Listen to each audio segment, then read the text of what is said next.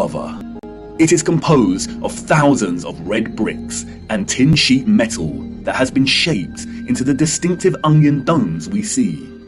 Of the domes.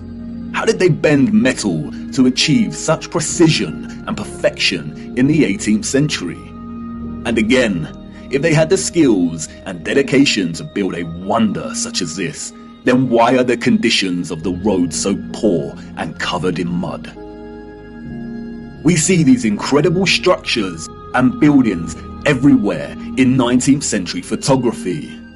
We have the wondrous Crystal Palace of London, a monstrous structure with the greatest area of glass ever seen in a building, and all constructed before England had automatic glass manufacturing. We have Westminster Abbey and Parliament. We have the old Euston Arch, constructed out of pure sandstone in 1837, and streets unpaved and full of mud. Why did these people not prioritize the streets they walked upon? The Frauenkirche, the domed masterpiece of Dresden, Germany. Its intricate and opulent splendor in direct contrast with the beat-up wagons and horse-pulled carts of the people below. A people dependent on the bare necessities. A people completely dwarfed by its size and majesty. The 17 years. The first major settlers arrived in 1800, and at the time of construction, the city's population was under 20,000. Would a grand, glorious library really be a priority for settlers? Why does the building look like it's been cropped out of Europe and pasted into Canada? Even at the turn of the century, 40 years before Bosch economized the power tool, we have the old Penn Station in New York. Look at the size of this. Completely mind-blowing proportions. As we can see here in the photograph, each octagonal, sculpted pattern on the arched dome ceiling is larger than one individual human.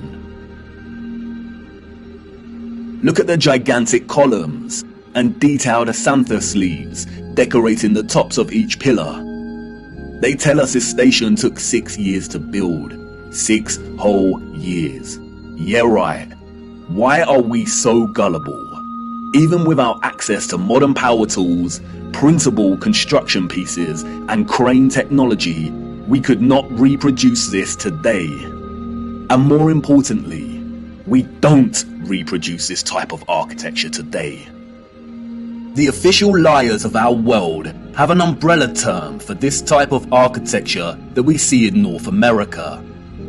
They call it historism. Historism is a term coined to describe a style of architecture that is revival in nature, or in other words, copies the style of another period in time. The grand arches and buildings with giant columns we see are built in the classical or Greco-Roman style, and the cathedrals are built in the Renaissance and Gothic styles of medieval Europe. Components of these particular styles of architecture feature large spires, arched windows, towers, turrets, domes, arcaded arches, sculptures, enormous doors, circular geometric windows, columns, clock faces, and bell towers.